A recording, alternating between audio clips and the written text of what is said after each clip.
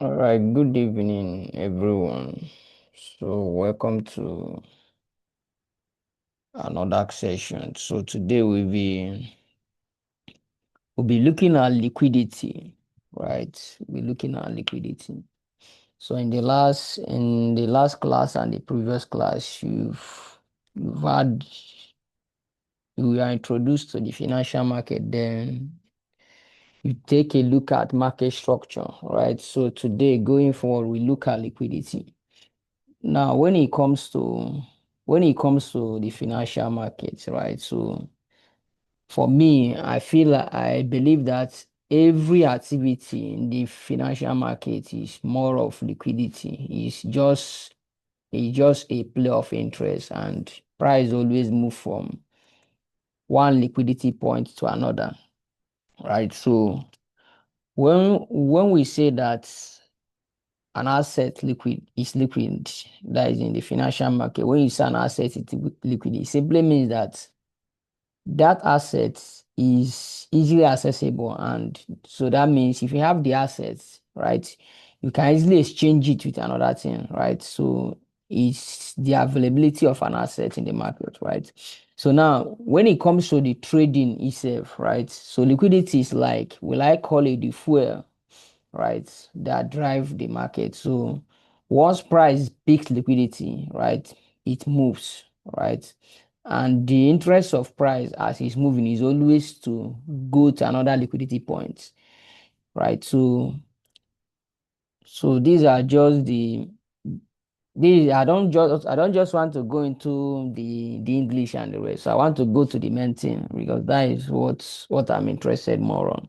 Right. So we have the various forms of liquidity, right? And they are very, very important. So I will first of all walk you through the presentation, then so that you have the background understanding of them. Then I'll go to the chart and show you how they play in action, right?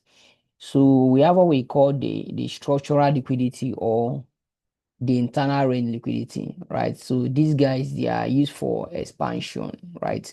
Now, however, we call the transactional, right, or the external range liquidity, ERL, right? So they are used for correction or for reversals. Now we have the Asian highs and the Asian lows, right? When it comes to the financial markets, so we have various trading sections, right? We have the London session, we have the New York session, we have the Tokyo, we have the Frankfurt, we have the Sydney, right? But most of the time, the Frankfurt, the Tokyo, and the Sydney, they are grouped into what we call the Asian market, right? So now the most of the move during the Asian market, what they do is that they create liquidity, because when it comes to liquidity, US control the larger percentage of the transaction. So that is why you are going to notice that any move that like any move that New York generates is always much, right? Because there has, let's say if we are to split the liquidity or the trading volume in a day in the market, right? If we are to split it on 100%, we can actually give 60% we can actually give 50% to US, then 30% to London, then the rest we share the rest. So most of the activity in Asia is to create liquidity because they don't have the required capital or the required funds to move price. So they just engineer liquidity. Right. Then we have what we call the previous day low and the previous day high. So these are liquidity points in the market. Now, previous week low or previous week high, they are also liquidity points in the market. Then the previous month high and the previous month low are liquidity points in markets. Also, the previous sessional highs or previous sessional lows are also liquidity points in the market. Now, we also have what we call the trend line liquidity, right? So these guys, they act more like a magnet to attract price movements. Then we have what we call the double tops, double bottom. Then we have the swing high, swing low. Then we have inducement, like, right? So we have liquidity by inducement. I will still explain what they mean. Then also, whenever you have a break of structure, a breakout, the first pullback that market makes is always liquidity points in the market. So now let's take them one after the other to actually understand them and how they play on the chart. So I'll be starting with the structural liquidity or the internal range liquidity, which is used for expansion. Now, previously, when you look at market structure, right? Right, when you look at the market structure, when you look at market structure, right? So I prefer to some persons call it higher highs and higher lows, but me, I prefer to call it tops and bottom, right? So I don't like confusing because that higher high and higher low at times it confuses. I just call it tops and bottom. So right. So it's not all about the name, it's all about you understanding what it does. So now for a market profile, we have the bullish profile and we also have the bearish profile, right?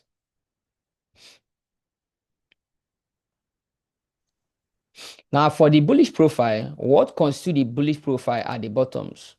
So that means as long as the bottoms, right, are higher than each other, right, at that point in time, the market is trending upwards, right? Stay with me, we are coming somewhere. Then for the bearish profile, what constitutes it are the tops. So as long as the tops keep getting lower than each other, at that point in time, right, you are in a downtrend. Now, whatever, depending on the profile you are looking at, whatever constitute the profile, they are the internal range liquidity, right? Just to make it easier, whatever constitute the profile, they are the internal range liquidity, depending the profile you are looking at. They are the internal range liquidity, or what we call the structural liquidity.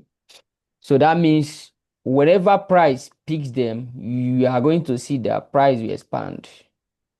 So the internal range liquidity, they are used for expansion. So price might decide to come and pick them and expand, right? So whatever constitutes a profile, they are the internal range liquidity. So for the bullish profile, what constitutes are the bottoms. While for the bearish profile, what constitutes are the tops, right? So they are the internal range liquidity.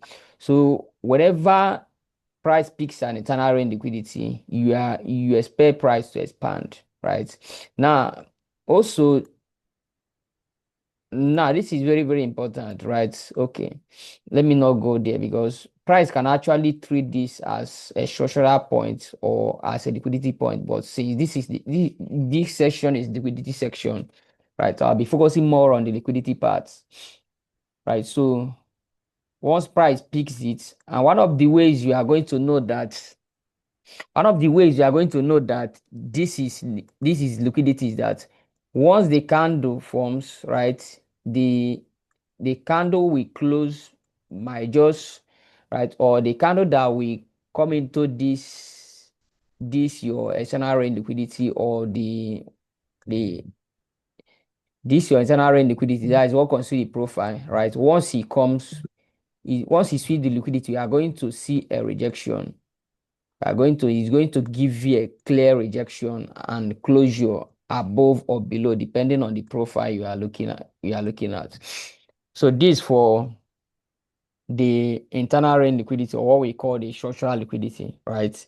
Structural in the sense that, like I said, what constitute the profiles are the bottoms for the bullish market structure, right? So that is why we can as well call it structural liquidity, right? So the same applies for the bearish structure.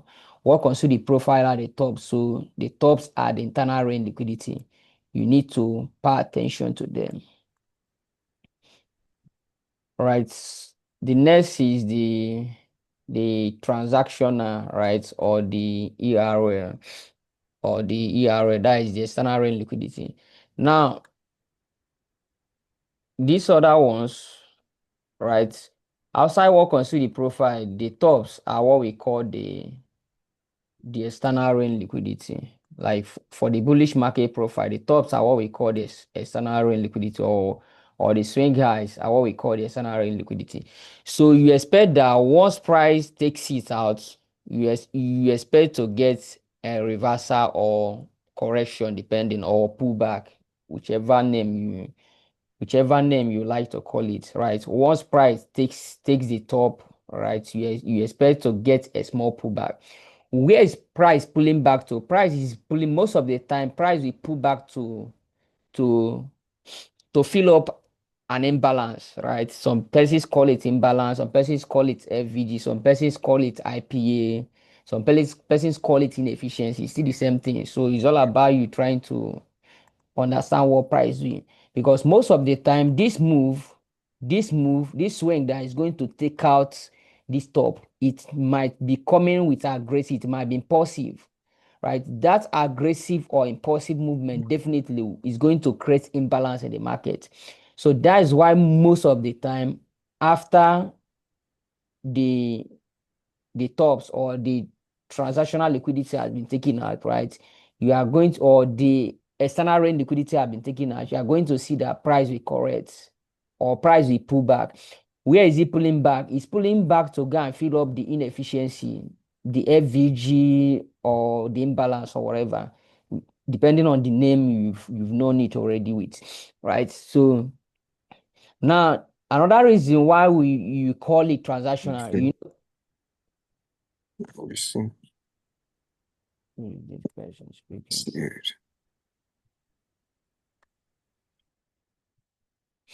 Now, another reason why you call it transactional, take for instance, if you are the trader that started buying from here, right? You know, most people that maybe that started buying from a low point here, we actually want to take profit here.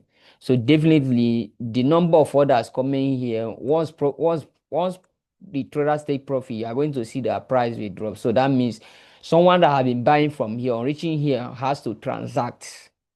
Transaction simply means an exchange.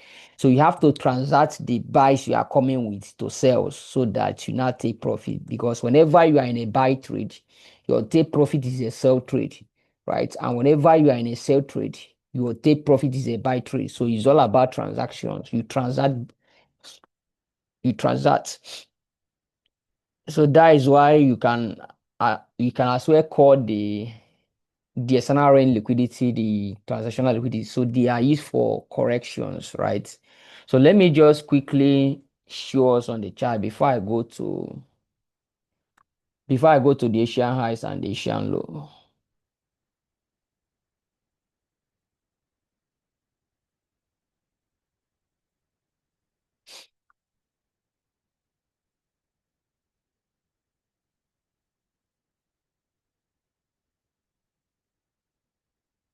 All right, so can always check liquidity on any time frame you like. Now looking at this move here, right? So maybe if you take this to line chart, it will make more sense. But in order not to make things complicated, let me just draw it out. Right. I just want to use it and explain what I just thought. Let's say that this is what we have. Right. So I just want to bring this guy out. Sorry. Right. So this is the skeleton of that price movement. So these are the internal range liquidity, like I said, which constitute the profile. Why these are the external range liquidity or the transactional liquidity, right? Now going back to here, you are going to see that the moment price takes out this, right? You see that the moment price takes out this, you see that price did a pullback. Where is he pulling back? There's an FVG here. Like I said, most of the time, the move that is going to cause that breakout might create an FVG. So price actually pull back to fill this FVG, right? So, or fill let me remove this magnet, or fill the imbalance that was created by price movements here, right? So before price continues. So this is is another transactional or external range liquidity, right? When price peaks it, price dropped a bit, the same the same move happens. Now, this let me just remove these guys. So these things now are your internal rate liquidity. So it's assumed that, let's say,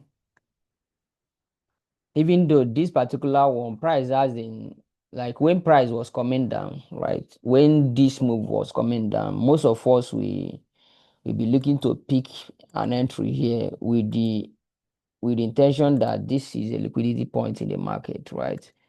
But now you now need to pay attention to your storyline. So from your storyline and directional bias, you now know whether this liquidity point is valid or if price has intention to use this, right? So you see that when price came here, price first of all do as if to say it's slowed down before it now break this liquidity point impulsively. So this is fair, but this an internal range liquidity, right? So this is also an internal range liquidity. So whatever constitute the profile, they are internal range liquidity, right? Like for this case here, sorry, for this case here, right? You are going to okay, you're going to see that the moment price come to this part, even though it didn't take it out, I prefer it when price is taking out an internal range liquidity. I prefer it to price actually created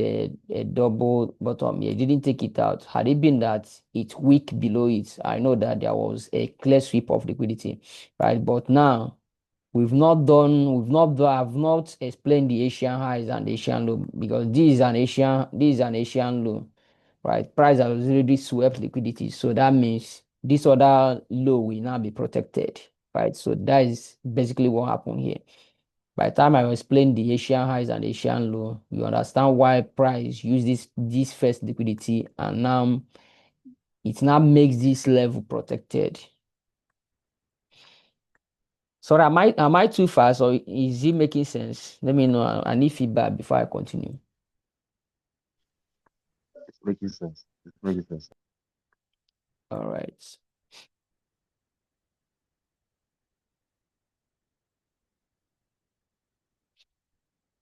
So let's look at the Asian highs and the Asian low.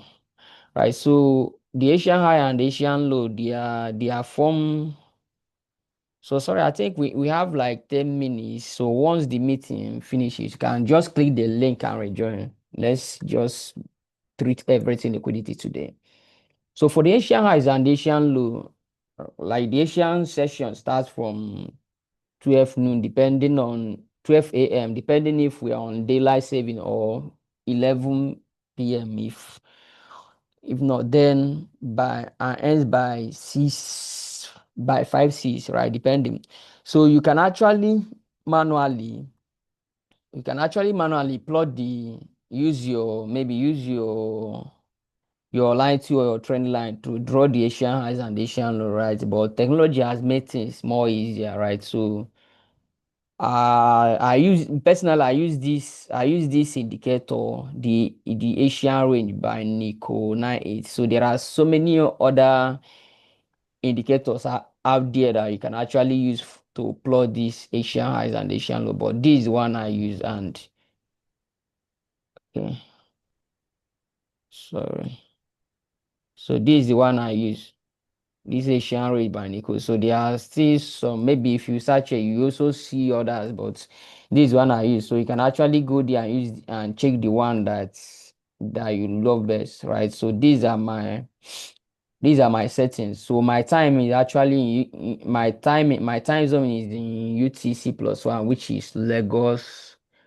UTC plus one is Lagos time zone. So you can actually come here to change your timing, right? Then you can from here do your settings the way you like. Yeah, for my style, this is the color I'm using. So you can actually use any color you like. If you are the type that love colorful things, you can use any color you like.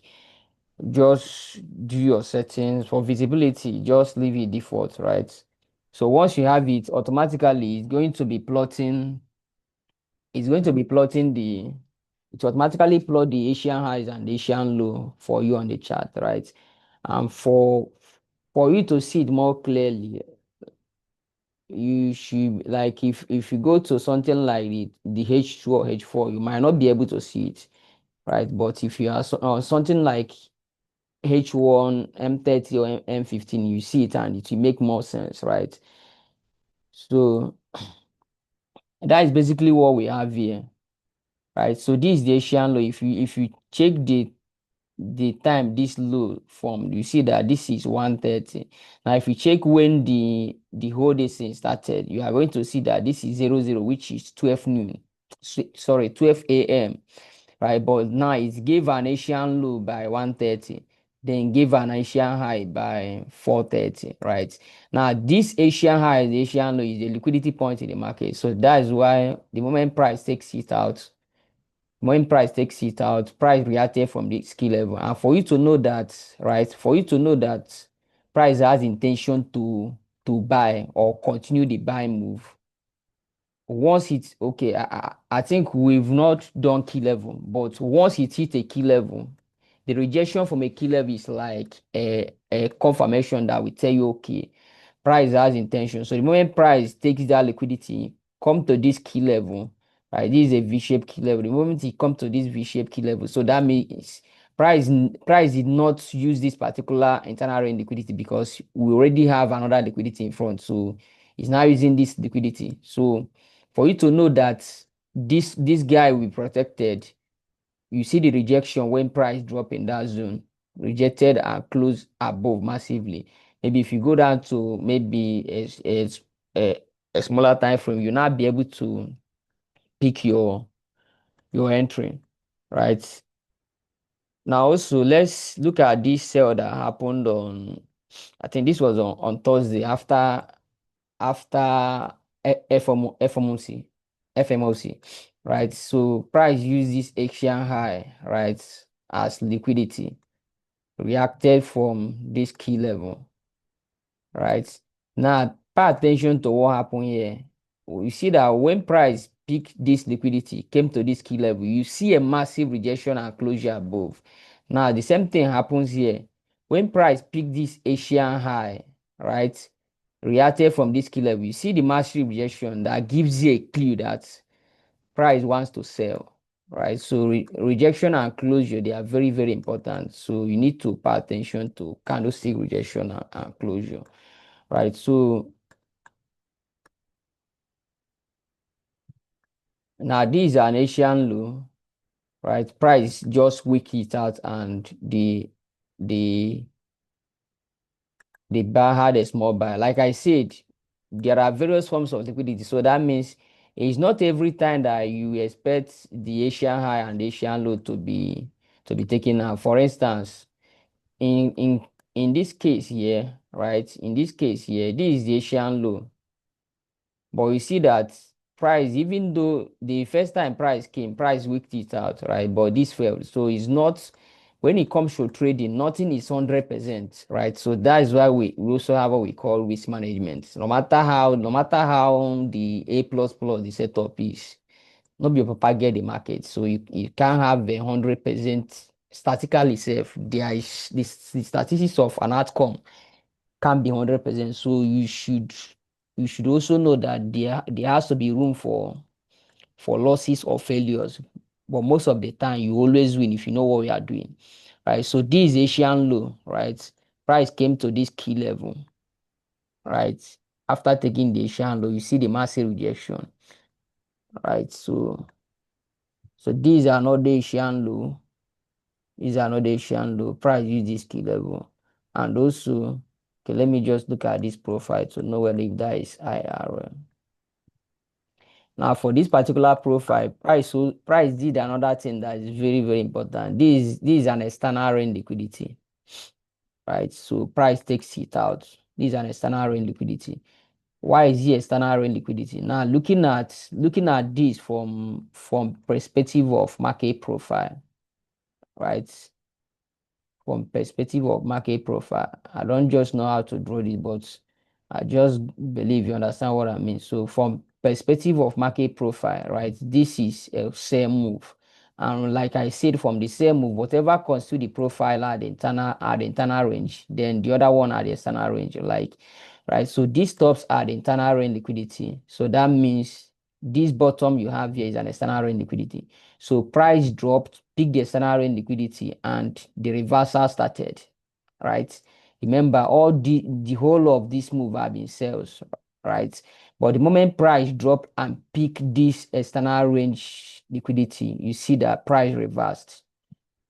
You see that price reversed. For you to know that is a clear sweep of liquidity, like I said, the candle need to close above that zone. Like let's say that if this dropped and the body is still below this lowest point, then it's not sweep of liquidity.